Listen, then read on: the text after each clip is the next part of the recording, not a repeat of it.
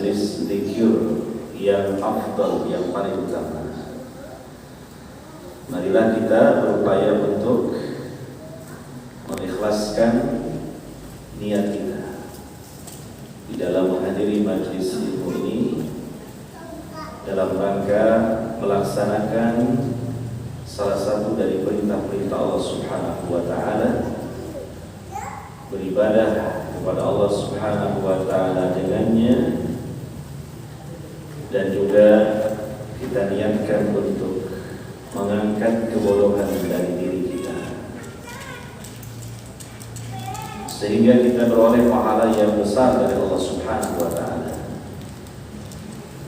sehingga kita meraih keutamaan-keutamaan yang lainnya yang sangat besar dari keutamaan menuntut ilmu agama Islam. Pada kesempatan ini kita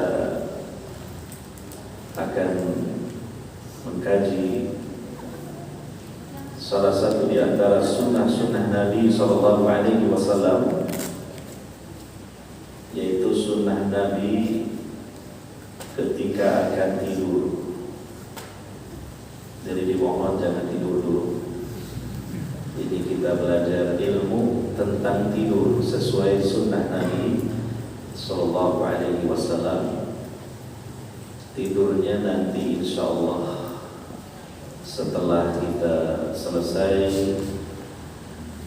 melakukan ta'alum di majlis ini, kemudian kita sholat isya berjamaah, sholat sunnah ba'diyahnya, kemudian kita pulang ke rumah kita masing-masing. Sesampainya di rumah kita, maka kemudian barulah kita tidur. Dan sebelum itu perhatikanlah, laksanakanlah beberapa sunnah dari Nabi SAW sebelum tidur. Karena tidur ini merupakan kegiatan rutin kita.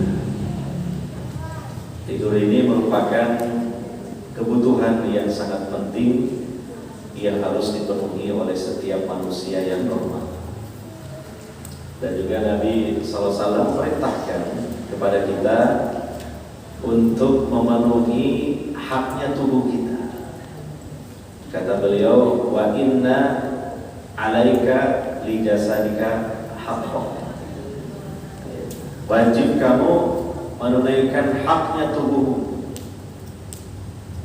Di antaranya adalah kalau mengantuk, maka ngantuk yang berat, maka tidurkanlah tubuh itu. Dan juga tidur ini adalah seperti yang disepakati oleh para ahli kesehatan, merupakan istirahat yang paling sempurna, memberikan manfaat yang sangat banyak sekali, baik untuk fisik kita maupun untuk psikis kita. Dengan kita tidur, maka tubuh kita ini mengalami relaksasi, istirahat. Ya, terjadi pembaharuan sel ketika tidur, ya, meregangkan urat-urat syaraf yang sebelumnya menegang, dan juga sekaligus mengistirahatkan jiwa, menjadikan pikiran menjadi segar kembali. Maka tidur itu merupakan salah satu dari nikmat yang Allah Subhanahu wa taala berikan kepada kita. Dan kita tahu betapa besarnya nikmat tidur kalau misalnya satu malam kita mungkin pernah gak bisa tidur. Apalagi kalau beberapa malam. Maka ada istilahnya penyakit tidak bisa tidur, namanya apa? Insomnia. Maka orang yang mengalami penyakit tidak bisa tidur ini jelas menjadi tidak seimbang fisiknya, menjadi labil psikis, mudah emosi, sensitif, dan penyakit-penyakit yang lainnya. Dan tidur juga merupakan ayat daripada ayat-ayat Allah, seperti yang disebutkan oleh Allah di dalam Al-Quran. Min ayatihi manamukum fil lail, masuk dari tanda-tanda kebesaran Allah Subhanahu wa taala tidurnya kalian di malam hari. Ya. Karena ketika seseorang tidur, sebagaimana juga dijelaskan di ayat yang lain, Allah menggenggam ruh seseorang yang tidur.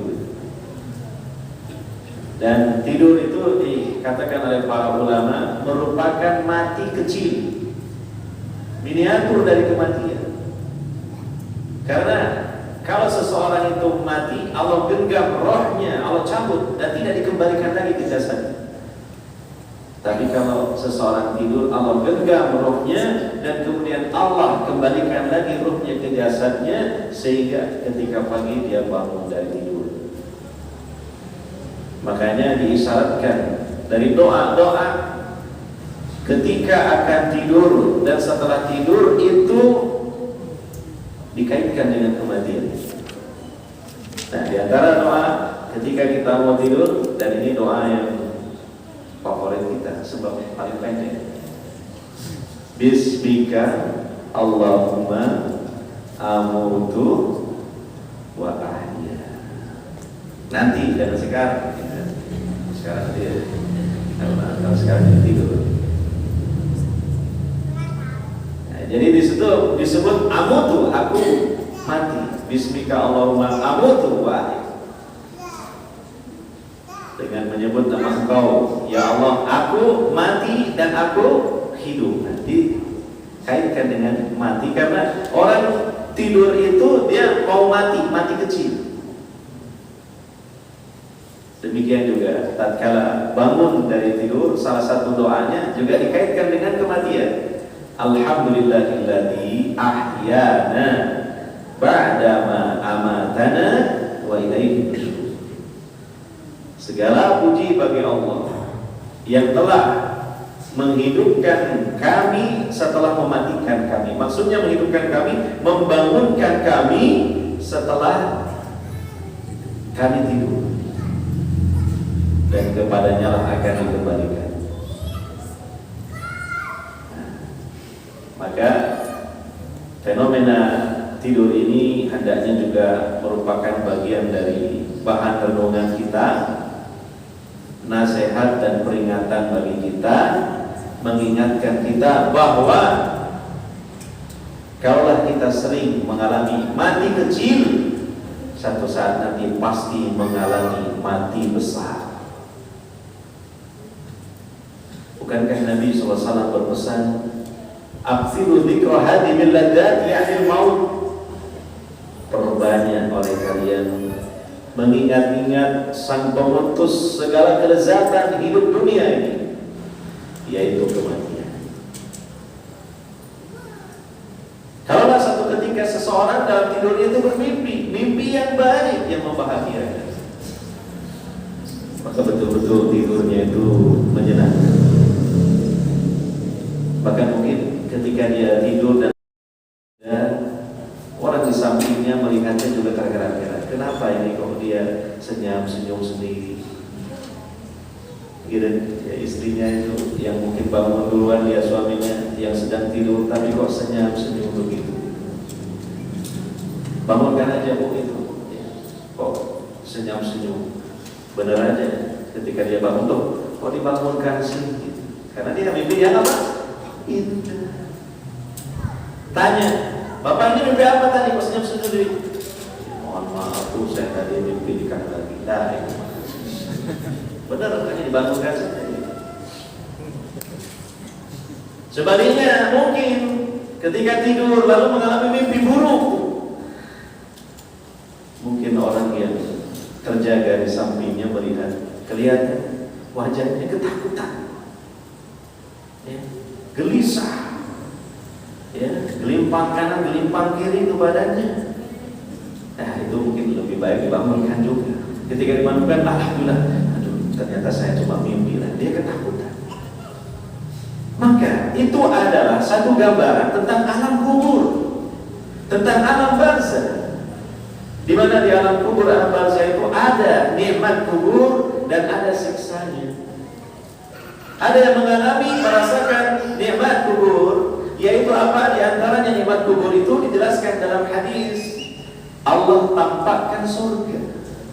Allah tunjukkan nanti tempat tinggalnya di surga, walaupun baru berupa pemandangan, dia sudah berbahagia. Sebaliknya, seseorang yang mendapatkan siksa kubur itu diantaranya apa? Allah tampakkan gambaran neraka dan tempat tinggalnya nanti di neraka. Dan berhembuslah angin panas dan busuknya neraka. Maka walaupun belum memasukinya, dia telah menderita luar biasa. Jadi tidur ini bukanlah hal yang biasa, tetapi luar biasa. Hendaknya tidak luput dari bahan renungan kita. Nah, kita tidak membahas itu. Yang akan kita bahas insyaallah adalah sunnah-sunnah Nabi Sallallahu Alaihi Wasallam sebelum kita tidur. Dan semoga ini nanti, walaupun mungkin belum selesai karena waktu tidak mencukupi kelihatannya, tetapi mungkin sebagiannya dapat kita bahas. Mudah-mudahan menjadi ilmu yang bermanfaat. Artinya ilmu ini diamalkan bahkan nanti insya Allah ketika kita berangkat tidur di malam hari. Sehingga tidur yang memang biasa kita lakukan ini bukanlah sekedar aktivitas belaka saja, tetapi bernilai pahala, bahkan pahala yang banyak sekali. Sebagaimana dinukil perkataan sahabat Ibnu Umar radhiyallahu anhu, beliau mengatakan, sesungguhnya aku mengharapkan pahala dari tidurku sebagaimana aku mengharapkan pahala dari sholat malamku. Jangan dikira di malam hari yang mendatangkan pahala itu cuma sholat saja, yang disebut dengan sholat malam, yang disebut dengan sholat tahajud. Tapi bahkan tidur pun, kalau dilakukan terutama sebelumnya sesuai dengan sunnah-sunnah Nabi SAW, dilakukan ikhlas karena Allah Subhanahu Wa Taala, maka menjadi sebab Allah berikan pahala. Dan jangan kita remehkan, terutama bacaan-bacaan, zikir-zikir, doa-doa sebelum tidur. Kalau kita perhatikan, ya, zikir-zikir, doa-doa yang paling banyak itu sebelum tidur, melebihi dari kegiatan yang lain, melebihi bacaan-bacaan setelah sholat fardu 5 waktu. Maka hendaknya kita bersemangat untuk mengamalkan. Apalagi siapa tahu kita tidur, ternyata itu tidur terakhir kita. Kita tidak bangun lagi kecuali bangun di alam kubur, karena dibangunkan malaikat munkar dan nakir. Karena memang tidur itu adalah kematian kecil. Karena memang ketika kita tidur, roh kita digenggam oleh Allah Subhanahu Wa Taala. Kalau takdirnya memang itu adalah tidur terakhir kita, maka roh kita tidak dikembalikan ke jasad kita, sehingga pagi kita sudah tidak bangun lagi. Malam harinya, ketika sebelum tidur, mungkin dia ngobrol dengan istrinya, mungkin dia bercengkrama dengan keluarganya, ternyata itu adalah sesi terakhir dalam hidupnya di dunia. Maka supaya kita beroleh mati husnul khatimah, hantarkan tidur ini dengan sunnah-sunnah Nabi Sallallahu Alaihi Wasallam. Bacalah zikir-zikir, doa-doa yang diajarkan oleh Nabi Sallallahu Alaihi Wasallam. Kalaulah tidak bisa melaksanakan semuanya, janganlah kita meninggalkan semuanya. Ada sebagiannya lah mungkin yang kita amalkan.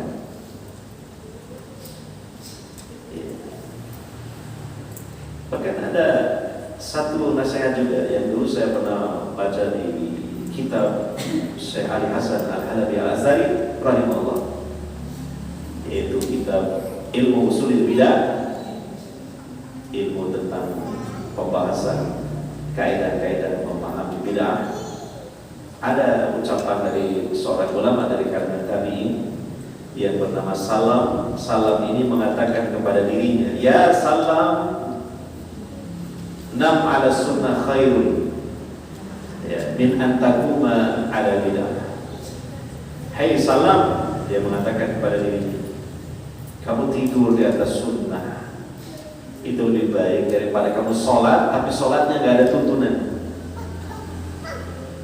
Tidur itu kan tidur perkara yang hukum asalnya mubah, aktivitas yang rutin saja yang biasa kita lakukan. Tapi kalau kita iringi tidur ini dengan sunnah-sunnah Nabi SAW, lebih baik itu daripada umpama bangun tengah malam tapi sholatnya gak ada tuntunan. Yang mungkin diyakini sholat apalah sholat apa, bukan sholat malam seperti yang diajarkan oleh Nabi SAW. Ada cara-cara tertentu lah yang memang bukan berasal dari syariat Rasulullah SAW. Ya, mungkin ada orang sholat malam dia tujuannya untuk memanggil jin barangkali, itu ada ritualnya. Setelah dia sholat itu kemudian dia baca surat jin, lalu diharapkan supaya datang jin gitu. Maka lebih baik dia tidur, tapi tidurnya diawali dengan melaksanakan sunnah-sunnah Nabi SAW. Di antara sunnah-sunnah Nabi SAW sebelum tidur adalah mencuci tangan apabila pada tangan itu terdapat kotoran-kotoran. Ya, artinya sesuatu yang menempel di tangan, mungkin habis makan gitu, atau yang lainnya. Maka ini disunnahkan untuk dicuci dulu, dibersihkan dulu. Karena ada hadis yang sahih riwayat Ahmad, Abu Dawud, At-Tirmidzi, Ibnu Majah, dinilai sahih oleh Al-Albani, di mana Nabi SAW bersabda, "Man nama wa fi yadihi ghamarun wa lam yaghsilhu fa asabahu syai'un fala yalumanna illa nafsah." Barang siapa tidur pada malam hari dan di tangannya terdapat kotoran yang belum dicucinya, lalu ia terkena sesuatu mudarat, maka janganlah ia mencela kecuali dirinya. Ini ternyata kan salah satu sunnah Nabi SAW sebelum tidur. Kalau misalnya tangan kita belum dicuci, habis makan, masih menempel sisa-sisa makanan, ya, apalagi ikannya juga mungkin yang baunya cukup menyengat gitu. Habis makan malam niwak klotok sama sambal terasi, ternyata tangannya itu enggak dicuci, enggak dibersihkan, langsung berangkat tidur. Nah, ini hukumnya makruh. Sunnahnya apa? Bersihkan dulu tangan itu, ya, dengan air atau yang lain. Dan sunnah ini apabila tidak diperhatikan, dikhawatirkan nanti akan terjadi mudarat pada orang. Di antara mudaratnya apa? Ketika dia tidur, nah, karena namanya tidur itu kan rohnya ada di genggaman Allah Subhanahu wa Ta'ala. Dia tidak menyadari apa yang terjadi di sekelilingnya. Maka datanglah binatang-binatang yang membahayakan. Karena di tangannya ada sisa-sisa makanan yang baunya menyengat. Biasanya yang datang siapa? Tikus dan kawan-kawannya, curut. Dan dia berani datang karena dia pun tahu bahwa orang ini dalam keadaan sedang tidur. Maka datanglah, lalu kemudian menggerogoti. Nah, mungkin bisa teman katanya,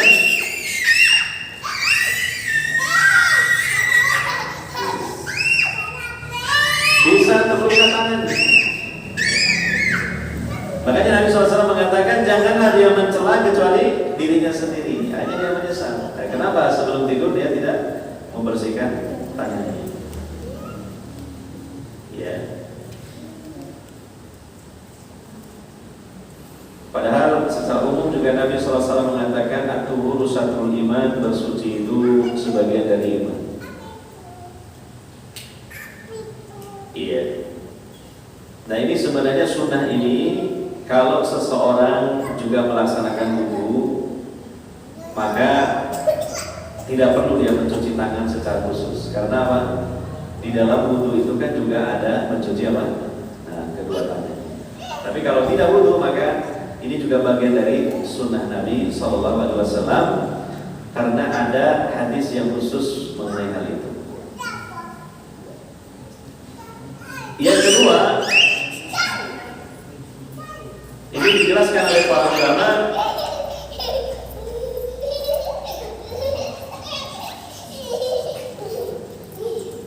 bercelak dengan menggunakan batu ismit. Ya. Nah, ini kan jarang kita lakukan kalau bercelak. Ya, sebab ada hadis yang sahih riwayat Imam Muslim, riwayat Imam Ibnu Majah, dan dinilai sahih oleh Al-Albani, bahwa Nabi SAW mengatakan, "Alaikum bil isnid inda naum fa innahu yajlul basar wa yumbitu syar." Gunakanlah batu isnid sebelum tidur, jadi dijadikan sebagai celah, karena hal itu dapat mencerahkan pandangan dan menumbuhkan bulu-bulu di mata. Nah ini para ibu, ummahat ya, atau akhwat, ada sunnah Nabi ini yang sangat bermanfaat untuk menaikkan kecantikannya. Karena diantara bagian yang membuat cantiknya seseorang di wajahnya itu di bagian matanya. Ya, tapi nanti kecantikan wanita ini ya, diberikan kepada nantinya suami, atau yang sudah bersuami ya kepada suami. Ya. Dan ini termasuk bagian dari At-Tibbun Nabawi untuk terapi mata. Mata yang gatel, mata yang memerah, atau istilahnya orang Jawa belean, itu bisa salah satu terapinya dengan At-Tibbun Nabawi, terutama sebelum tidur menggunakan celak. Ya. Jadi bibir matanya itu diolesi serbuk-serbuk batu ismit atau celak. Ya, nanti tampak lebih bagus tampilan matanya, lebih jelita matanya. Dan kemudian dia tidur, maka nanti akan bisa mengikat kotoran-kotoran di mata. Dan biasanya ketika pagi bangun, kotoran itu terkumpul di sudut matanya yang dekat dengan hidung, sehingga mata menjadi cerah, penglihatannya bertambah cerah, dan bulu-bulu matanya akan tumbuh lebih subur lagi. Itu menggunakan apa? Celak, atau celak yang terbaik itu dari batu ismit. Dan ini sunnah karena Nabi SAW memerintahkan menjelang tidur digunakan. Nah, kalau memang ini kita merasa keberatan, ya ini kan sunnah, jadi ini mungkin bisa kita tinggalkan. Tapi kalau memang kita ingin menambah kebaikan dari sisi pahala, demikian juga dari sisi manfaat, dari fungsi mata untuk bisa meningkat pandangannya, dan juga menambah keindahannya karena bisa menumbuhkan bulu-bulu mata, maka laksanakanlah sunnah ini memakai celak dari batu ismit. Selanjutnya, sunnah Nabi SAW sebelum tidur adalah berwudu. Ya, berwudu. Nabi SAW bersabda dalam hadis Bukhari Muslim, "Idza ataita man ja'aka fatawadda wudu'aka lis-shalah, tsumma taji 'ala shiqqika al-ayman." Jika kamu mendatangi pembaringanmu, maka berwudulah seperti kamu hendak mengerjakan sholat. Kemudian berbalinglah pada sisi tubuhmu sebelah kanan. Nah ini mungkin insya Allah kalau kita sudah terbiasa berbiasa ya wudu, rasanya kalau tidur sementara kita berwudu kita nggak enak tidur dan tidak bisa sakit karena kepikiran. Sebab itu sudah menjadi apa? Kebiasaan. Ya. Dan memang ini berwudu sebelum tidur di antara keutamaan yang lainnya adalah Allah Subhanahu wa taala akan menjaganya dari datangnya syaitan, dari gangguan syaitan.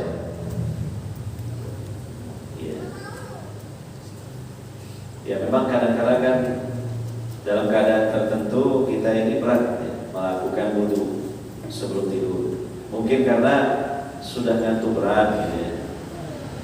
Atau mungkin cuaca yang agak dingin. Nah, kalau misalnya dalam keadaan seperti itu kita tetap berwudu, maka itu lebih afdal lagi daripada wudu biasa. Ya, sebab Nabi SAW mengatakan di hadis yang lain bahwa di antara sebab Allah mengangkat derajat seseorang dan juga diampuni dosanya adalah al-wudu indal makari, wudu ketika saat yang kurang disukai. Nah ini mudah-mudahan kita bisa mengamalkannya ya, selalu sebelum kita tidur itu berwudu terlebih dahulu. Apalagi ya rumah kita ini rata-rata sekarang ini kan kamar mandinya, toiletnya, tempat duduknya kan di dalam rumah. Jadi sebenarnya lebih ringan. Kalau kita perhatikan rumah-rumah tempo dulu kan ya rata-rata apa? Iya. Tempat wudunya, kamar mandinya itu terpisah dari rumah biasa. Bagian belakang dan gelap itu. Apalagi zaman dulu toiletnya bukan di situ, tapi di mana? Toilet yang memanjang berjamaah itu di sungai zaman dulu. Kalau sekarang sepertinya sudah tidak ada begitu. Nah ini juga kalau dipandang secara syariat, ya tentu itu lebih baik, lebih sah. Karena itu berkaitan dengan harus membuka pakaian sehingga dikhawatirkan terlihat aurat.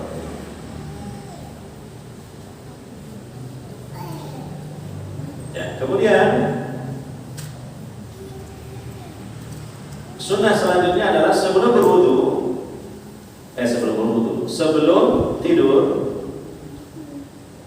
yaitu apabila seseorang sebelum tidur itu dalam keadaan junub, maka disunahkan mencuci kemaluannya dan berwudu. Berwudu. Nah ini mungkin saat yang agak berat juga seorang melakukan ini, ya, karena dia dalam keadaan junub, biasanya sudah letih badannya, malas gitu ya. Nah maka apabila kita bisa melawan kemalasan ini, nah, kita akan mendapatkan keutamaan, mendapatkan pahala. Ya, karena disebutkan dalam hadis, dalam riwayat-riwayat yang sahih bahwa Rasulullah SAW ketika hendak tidur, sementara beliau dalam keadaan junub, maka beliau mencuci kemaluannya dan berwudu seperti wudu ketika mau sholat. Ya. Dan ini dilakukan oleh ya laki-laki maupun wanita, suami dan istri, suami istri. Diusahakan sebelum tidur mungkin berhubungan badan, maka kedua pasutri ini dalam keadaan junub, ya. Dan biasanya juga belumlah bisa melakukan mandi besar karena mungkin malam cuaca dingin, ya. Maka minimal sebelum tidur itu dia mencuci kemaluannya, kemudian berwudu.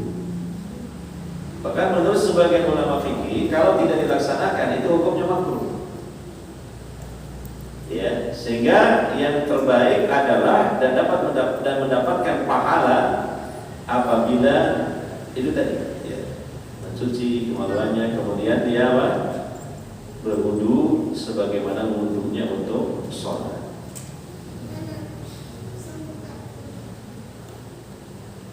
Selanjutnya adalah disunahkan membaca beberapa surat dalam Al-Quran yang memang biasa dibaca oleh Nabi SAW sebelum tidur. Ya. Di antaranya disebutkan di dalam hadis riwayat Ahmad At-Tirmidzi, derajatnya hadis ini adalah sahih, bahwa Rasulullah SAW sebelum tidur beliau membaca surah As-Sajdah dan surah Al-Mulk. Wah, ini hebat nih kalau bisa mengamalkan ini, karena kan lumayan panjang-panjang. Kira-kira sampai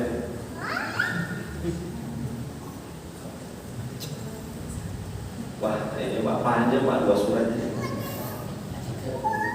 Selenggan tuh gitu.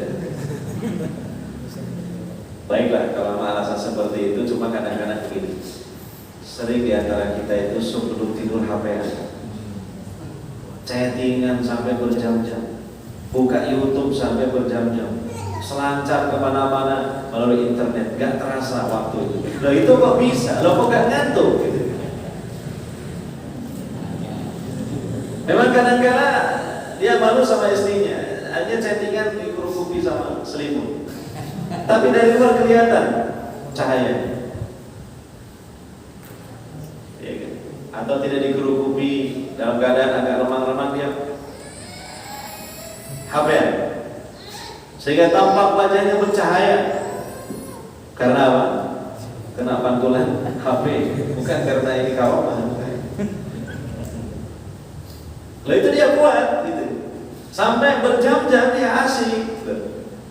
Nah, daripada dia itu chattingan, apalagi nggak ada perlunya, ya, atau mungkin lihat-lihat YouTube sekedar dia itu mungkin hanya pengen lihat-lihat saja, maka bagaimana kalau kita ganti dengan sesuatu yang jauh lebih baik lagi dari itu? Membaca sebagian surah-surah dalam Al-Quran yang biasa dibaca oleh Nabi SAW sebelum beliau tidur. Di antaranya surah As-Sajdah dan juga surah Al-Mulk. Ya, dalam riwayat yang lain, riwayat Ahmad At-Tirmidzi, hadisnya sahih, Nabi SAW juga membaca surah Al-Isra dan surah Az-Zumar. Baik. Ini sunnahnya demikian sunnah.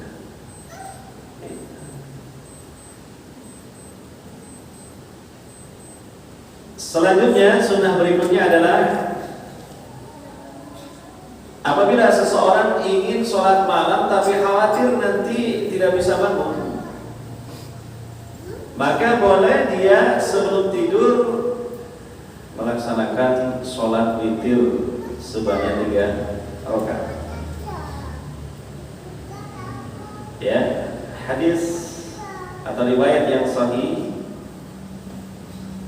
dari Imam Ahmad dan juga yang lainnya, Abu Hurairah radhiyallahu anhu beliau mengatakan, kekasihku mewasiatkan kepadaku 3 perkara. Maksudnya Rasulullah SAW berwasiat kepada Abu Hurairah 3 perkara, yaitu apa? Yang pertama, berpuasa 3 hari setiap bulan. Berpuasa 3 hari setiap bulan. Ya.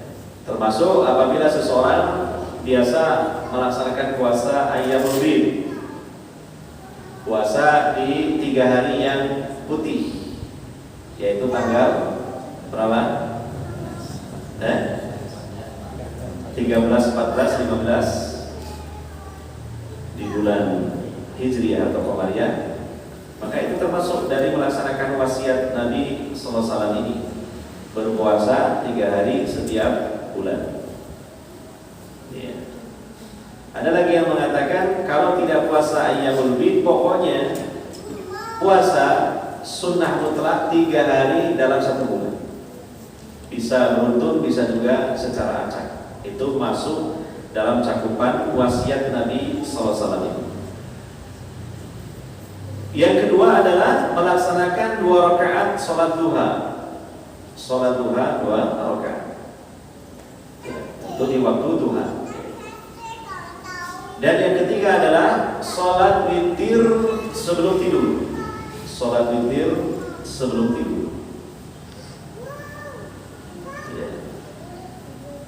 Nah, ini bagi siapa yang memang dikhawatirkan nantinya tidak bisa bangun tengah malam atau sepertiga malam terakhir untuk melaksanakan sholat malam. Kalau misalnya seseorang merasa khawatir tidak bisa bangun tengah malam, tapi dia sudah sholat witir misalnya 3 rakaat sebelum tidur, maka seandainya nanti malamnya dia bangun atau sepertiga malam terakhir dia bangun, tidak apa-apa sholat malam. Ya, hanya saja jangan witir, karena witirnya sudah di awal malam. Ya, jadi sholat tahajud, sholat malam dengan bilangan genap. Witirnya tadi sudah. Ya, jangan lagi witir, sebab nanti jadinya genap. Witir ditambah witir pasti jadi apa? Jadi genap. Witir ditambah genap tetap witir. Karena ada larangan dari Nabi SAW di mana beliau bersabda, la witrani fil lailah. Tidak ada 2 kali witir dalam satu malam. Gitu. Dan witir itu tidak harus di akhir sholat malam. Ada beberapa riwayat, di antaranya di awal, di tengah, atau di akhir. Hanya saja memang Nabi SAW berpesan, jangan kalian akhiri sholat malam kalian melainkan dengan sholat witir. Itu dipahami oleh para ulama fikih, maksudnya penekanan bahwa sholat malam itu hendaknya digandeng dengan witir. Witirnya jangan ditinggalkan. Itu maksudnya. Yeah. Jadi tidak masalah kalau seseorang sudah sholat witir sebelum tidur lalu pengen sholat malam, ya silakan. Dengan rakaat yang benar. Iya. Kemudian selanjutnya sunnah Nabi SAW segera kita tidur, kecuali kalau ada keperluan yang mendesak. Artinya tidur di awal malam ini adalah kebiasaan tidurnya Nabi SAW. Makanya dalam hadis Bukhari dijelaskan makruh hukumnya, tidak disukai apabila seseorang setelah sholat isya dia mengobrol tanpa ada perlunya. Segera tidur itu lebih baik. Ya. Kecuali kalau ada keperluan mendesak, misalnya ada pekerjaan di rumah yang harus segera diselesaikan besok mau setor. Seseorang mungkin begadang karena belajar agama, harus belajar agama dan memang waktunya sempatnya di malam hari. Atau seorang ulama yang dia menulis karya-karya ilmiah itu biasanya di malam hari. Ya, karena kata mereka malam hari itu terasa panjang, tenang, dan mereka bisa lebih berkonsentrasi untuk menuangkan ilmu mereka melalui tulisan. Maka dalam kitab Sahih Bukhari saja ada bab tentang as-sahar bil lailah. Jadi begadang di waktu malam itu boleh kalau ada perlu, terutama yang mengandung maslahat secara agama. Tapi kalau tidak ada perlunya, malah buat ngobrol terus, begadangnya itu nonton apa? Satu bola diperebutkan 20 orang sampai tengah malam tuh lihat sepak bola. Ini makruh dan termasuk menyia-nyiakan waktu. Ya. Alangkah baiknya kalau dia segera tidur. Nah, supaya nanti bisa bangun tengah malam atau sepertiga malam terakhir. Lalu dia gunakan waktu yang istimewa tersebut untuk sholat malam, untuk banyak berdoa kepada Allah Subhanahu wa taala, dan terakhirnya memperbanyak istighfar kepada Allah Subhanahu wa taala.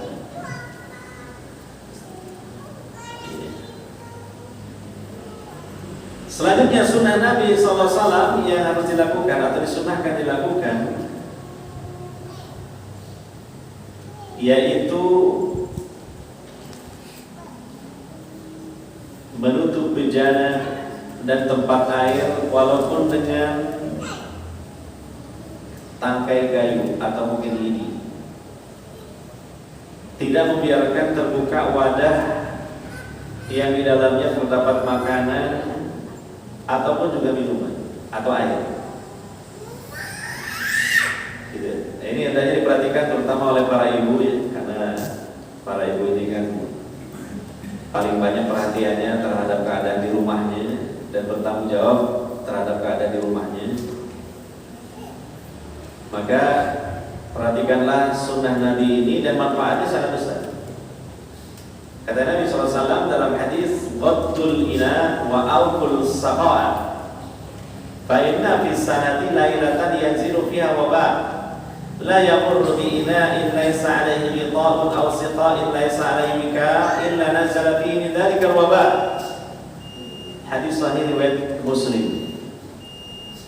Tutuplah bejana dan ikatlah kendi-kendi, gentong-gentong tutup ya.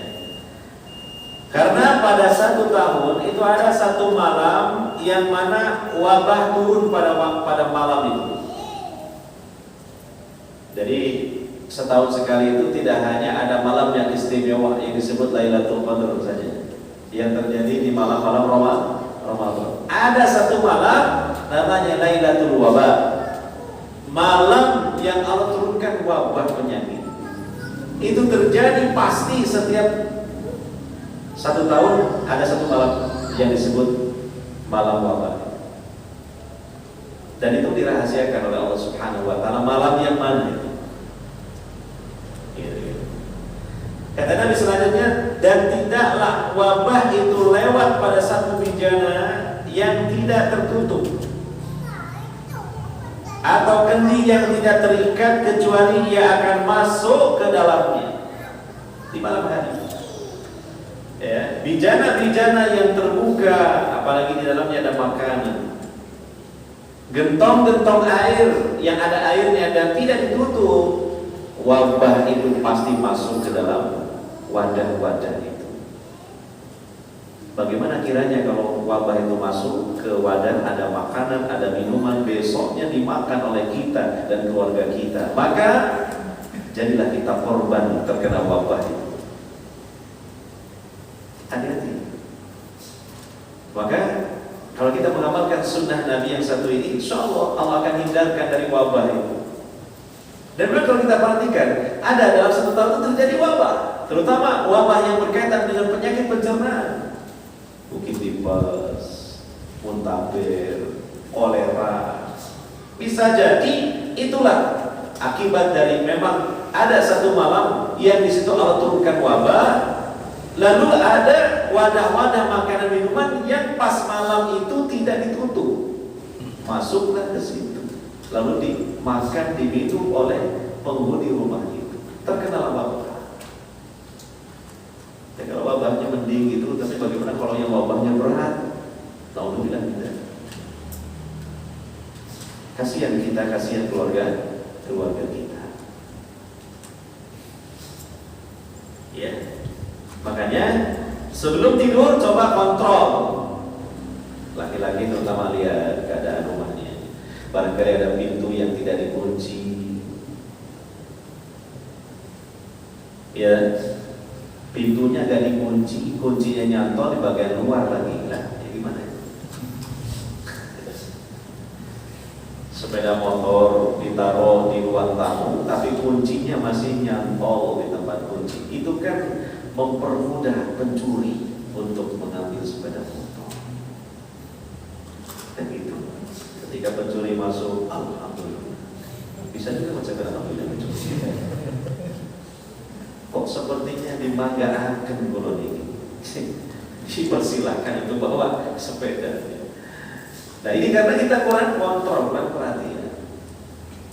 Mungkin rumahnya ada jendelanya, ternyata jendela itu ditutup tapi nggak dikunci. Nah ini kan bahaya, ada orang jahat, ya kan misalnya. Ya, jadi ini perhatikan sunnah Nabi, tapi sisi lain juga ini bermanfaat untuk kita supaya terhindar dari sesuatu yang membahayakan. Nah, dalam riwayat yang lain Nabi SAW mengatakan watul ina wa abus saqa'a wa aqikul bab wa adfi'us sarad fa inna asyaitan la yahullu siqa'an wa la yaftahu baban wa la yaksifu ina'an fa in lam yajid ahadukum illa an yarudha ala ina'i awdan fa Rasulullahi falyaf'al fa innal fuwaisiqa tudrimu ala ahlil bait baitahu. Ini hadis sahih riwayat Imam Muslim. Artinya tutuplah bijana. Nah, ikatlah kendi-kendi. Nah, atau sama dengan ditutuplah intinya. Tutuplah pintu-pintu. Nah, itu tadi. Dan matikanlah lampu-lampu. Kalau di zaman Nabi ya lampunya kan dari api kan. Terus bagaimana lampu yang sekarang ini kita ini? Lampunya kan listrik. Ya, alangkah baik dimatikan karena kan takdir. Kalau memang tidak diperlukan, ya kan? Kalau memang tidak diperlukan, buat apa dinyalakan? Ini kan takdir harta. Nanti rekening listriknya naik bayarnya, mahal bayar. Karena banyak ya penggunaan listrik tanpa ada gunanya. Ya. Jadi sebaiknya dimatikan. Karena setan tidak akan bisa membuka ikatan, tidak dapat membuka pintu dan tidak dapat menyingkap bejana. Loh kok bisa ya? Katanya setan kan sakti ya. Ya tapi ini atas kuasa Allah seperti itu. Ya. Jika salah seorang dari kalian tidak menemukan kecuali meletakkan setangkai kayu atau mungkin bahasa kitanya lidi gitu di atas bejananya, lalu dia menyebut nama Allah, mengucapkan Bismillah, ya, maka hendaklah dia lakukan. Karena sesungguhnya binatang-binatang fuwaisiqah, si fasik yang kecil fuwaisiqah, ya, binatang yang digelari fuwaisiqah itu siapa? Ya, diantaranya tikus, atau mungkin cicak, atau binatang-binatang yang lain yang sifatnya itu menebarkan penyakit, terutama tikus. Ya, itu bisa membakar penghuni rumah sekaligus rumah mereka. Terkadang bisa ya fuwaisiqah ini, binatang-binatang pengerat seperti tikus ini diperintah oleh syaitan, digerakkan oleh syaitan. Mereka menjadi tentara-tentara syaitan untuk menimpakan bahaya kepada orang yang beriman. Jadi setan itu untuk menyesatkan orang beriman itu dengan berbagai cara. Mungkin dilihat orang beriman ini rajin ibadahnya, rajin sholatnya, mungkin karena hidupnya mapan. Coba kalau dia miskin, maka bisa jadi dengan cara dibakar rumahnya. Menggunakan siapa?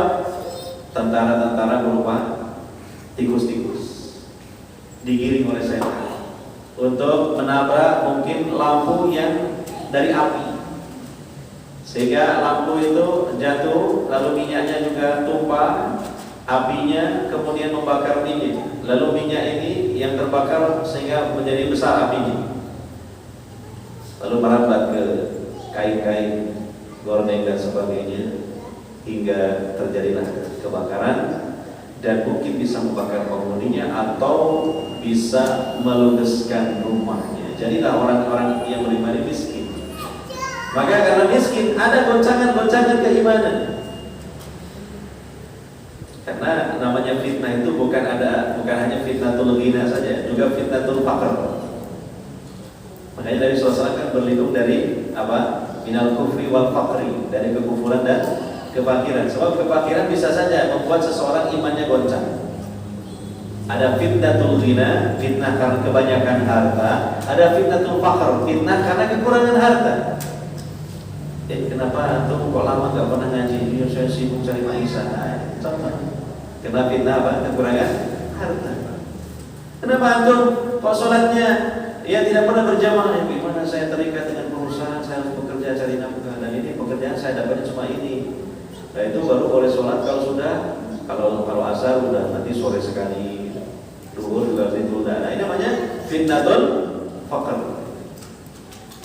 Jadi ada fitnahnya juga. Jangan dikira fitnah itu karena kebanyakan harta saja. Kekurangan harta juga menjadi apa? Fitnah.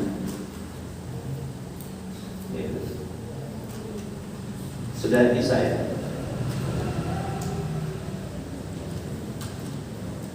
Jadi pengajiannya kita tutup dulu sampai di sini ya.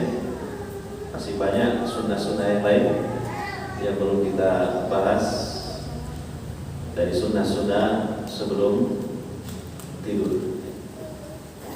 Dan itulah mungkin baru diantaranya. Dan insya Allah barangkali di lain waktu kita bisa melanjutkan kembali. Ya. Mungkin sampai di sini dulu kajian kita pada kesempatan kali ini. Mohon maaf dan memang saya mengganti Ustaz Abdul Rauf ya, yang semestinya beliau yang mengisi pada kesempatan kali ini, tapi beliau ada udur sehingga meminta saya untuk menjadi pengganti beliau sementara waktu. Demikian, semoga bermanfaat. Kita akhiri dengan doa kafaratul majlis. Subhanakallahumma wa bihamdika asyhadu an la ilaha illa anta astaghfiruka wa atubu ilaik. Wassalamualaikum warahmatullahi wabarakatuh.